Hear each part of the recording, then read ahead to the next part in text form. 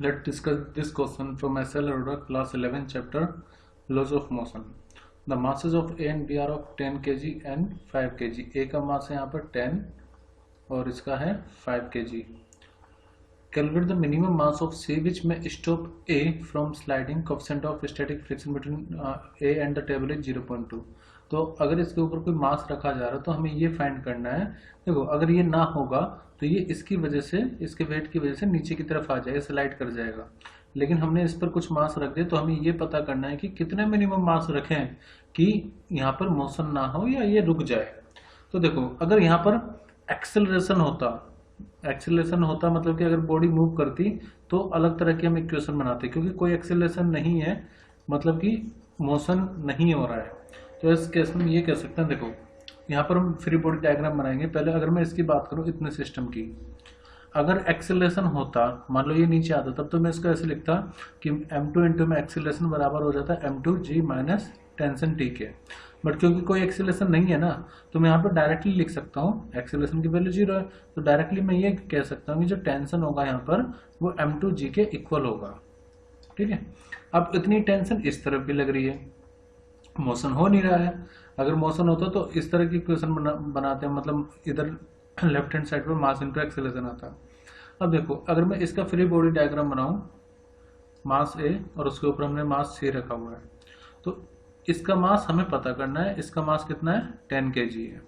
तो इन दोनों का नेट वेट नीचे की तरफ होगा कितना, देखो यहाँ पर ये 10 क्या है m है, तो 10 प्लस m इंटू में g, ये नेट वेट इसका नीचे की तरफ होगा. लेकिन नॉर्मल रिएक्शन तो इसके ऊपर लगेगी, और नॉर्मल रिएक्शन जब यहाँ पर कोई मोशन नहीं हो रहा है तो नॉर्मल रिएक्शन किसके इक्वल होगा, इसके वेट के. So normal reaction will be equal to 10 plus में m इंटू में g. दूसरी बात, देखो यहाँ पर मोशन नहीं हो रहा है और न्यूटन थर्ड लॉ के अकॉर्डिंग अगर टेंशन इस तरफ लग रही है, मोशन नहीं हो रहा है, तो फ्रिक्शन फोर्स इतनी ही अपोजिट डायरेक्शन में लग रही होगी. यानी जो टेंशन होगी वो किसके बराबर होगी, फ्रिक्शन फोर्स के. फ्रिक्शन फोर्स भी तो एक फ्रिक्शन फोर्स या टेंशन, सब टेंशन एक तरह की फोर्स ही तो होती है. नाउ हमें ये पता करना है कि टेंशन या जो स्टैटिक फ्रिक्शन है वो होगा किसके इक्वल. स्टैटिक फ्रिक्शन का फॉर्मूला होता है coefficient of static friction into में नॉर्मल रिएक्शन. नाउ हमें टेंशन फाइंड करनी है तो म्यू एस की वैल्यू तो हमें गिवन है, चलो उसको हम बाद में पुट कर लेंगे. इनटू में नॉर्मल रिएक्शन कितना है, तो नॉर्मल रिएक्शन मैंने आपको बताया 10 प्लस एम जी, या फिर अभी मैं जनरल फॉर्मूला अगर बना दूं तो m1 यहाँ पर है ना, इसको जनरली मैं लिख लेता हूँ, बाद में इसको वैल्यू पुट कर लेंगे m1 प्लस m इंटू जी.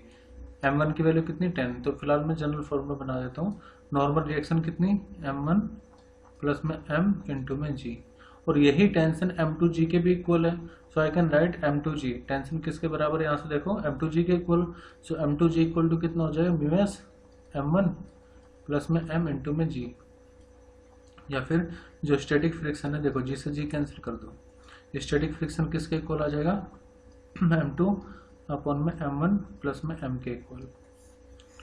तो हो सकता है किसी एमसी क्वेश्चन में यही क्वेश्चन दे करके ये पूछ लिया जाए कि स्टैटिक फ्रिक्शन का कोएफिशिएंट बताओ, तो उसके लिए फॉर्मूला क्या हो जाएगा m2g अपॉन में m1 प्लस में m इंटू में g. फिलहाल हमारा टारगेट क्या है, हमें तो m फाइंड करना है.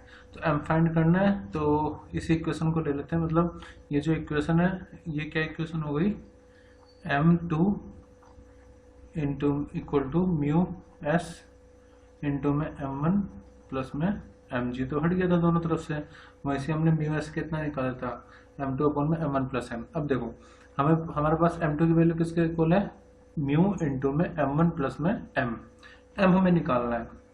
तो इसी इसका भी यूज कर सकते हैं वैसे आप, जैसे म्यू एस की वैल्यू तो हमारे पास आई तो पहले मैं इसको सिंपली m के लिए सोल्व कर लेता हूँ कि m कितना होगा. तो m1 प्लस m को हम लिख सकते हैं m2 अपॉन में म्यू, या फिर m इक्वल टू हो सकता है m2 अपॉन में म्यू माइनस में m1. तो ये फॉर्मूला हो गया किसके लिए, डायरेक्टली m निकालने के लिए उतना मास जितना आपको चाहिए कि ब्लॉक ए और बी के बीच में, मतलब यहाँ पर कोई मोशन ना हो. अब वैल्यू पुट कर लेते हैं. m2 की वैल्यू कितनी है, m2 की वैल्यू है 5, तो 5 kg अपॉन में म्यू की वैल्यू 0.2 माइनस m1 की वैल्यू कितनी है, वो है 10.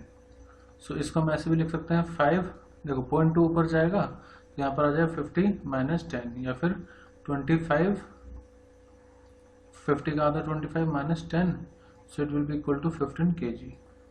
यानी कि हमें 15 किलोग्राम का मास यहाँ पर रखना पड़ेगा ताकि कोई भी मोशन ना हो।